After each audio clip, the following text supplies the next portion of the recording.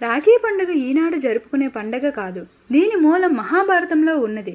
శ్రీకృష్ణుడికి శృతదేవి అనే మేనత్త ఉండేది. ఆమెకు శిశుపాలుడు అనే వికృతమైన పిల్లవాడు పుట్టాడు. ఎవరి చేయి తగిలితే అతను సాధారణంగా మారిపోతాడో అతని చేతిలోనే శిశుపాలుడు మరణిస్తాడు అని పెద్దలు చెప్తారు. ఒకరోజు శృతదేవి ఇంటికి శ్రీకృష్ణుడు వచ్చాడు.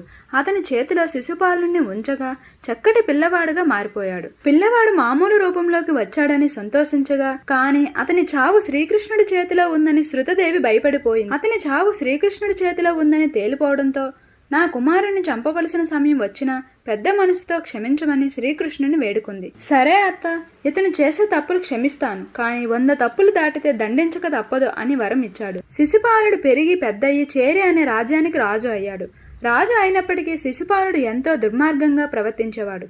రాజ్యంలో ఉన్నవారిని పీడించడమే కాకుండా చీటికి మాటికి శ్రీకృష్ణుడితో గొడవ పడుతుండేవాడు. ఒకసారి నిండు సభలో శ్రీకృష్ణుడిని దూషించడం మొదలుపెట్టాడు. ఆ రోజు చేసిన పొరపాటుతో శిశుపాలుని 100 తప్పులు పూర్తి కావడంతో శ్రీకృష్ణుడిలో సహనం నశించింది. అంతే, తన సుదర్శన చక్రాన్ని శిశుపాలుని మీదకి ప్రయోగించాడు. శ్రీకృష్ణుడు ఎంతో ఆవేశంతో తన సుదర్శన చక్రాన్ని ప్రయోగించడంతో అతని వేలు కాస్త తెగింది. ఆ వేలికి కట్టేందుకు నలుగురు 4 దిక్కులకి పరిగెత్తుతూ ఉండగా అక్కడే ఉన్న ద్రౌపది తన చీర కొంగు చీల్చి శ్రీకృష్ణుని వేలికి రక్షగా చుట్టింది. నన్ను అన్నగా భావించి ఆదుకున్నావు కాబట్టి నీకు ఎలాంటి కష్టం వచ్చినా నన్ను తలుచుకో, వెంటనే నిన్ను ఆదుకుంటాను అని అభయం ఇచ్చాడు శ్రీకృష్ణుడు. ఈ సంఘటనే రక్షాబంధన్ కి నాందిగా నిలిచింది. తర్వాత కాలంలో ద్రౌపది వస్త్రాభరణం జరిగిన సమయంలో శ్రీకృష్ణుడు ఆదుకున్నాడు. అప్పటి నుంచి శ్రావణ మాసంలో వచ్చిన పౌర్ణమి నాడు అక్క చెల్లెళ్ళంతా తమ అన్నదమ్ములకు రాఖీ కడతారు. అందుకు బదులుగా జీవితాంతం వారికి రక్షగా ఉంటాం అని వాగ్దానం చేస్తారు సోదరులు. అంతేకాదు, రాఖీ ప్రస్తావన అనేక ప్రస్తావనలో వచ్చింది. దేవదానవ యుద్ధంలో ఇంద్రుడికి విజయం కలగాలని సచీదేవి రక్ష కడుతుంది.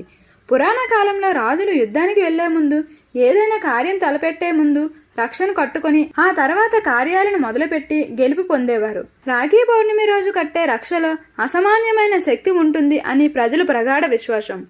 సోదరులందరికీ రక్షాబంధన్ శుభాకాంక్షలు. Thanks for watching. ఈ వీడియో నచ్చితే జస్ట్ ఓ లైక్ చేయండి. అలాగే మరిన్ని వీడియోస్ కోసం మా ఛానల్ని సబ్స్క్రైబ్ చేయండి.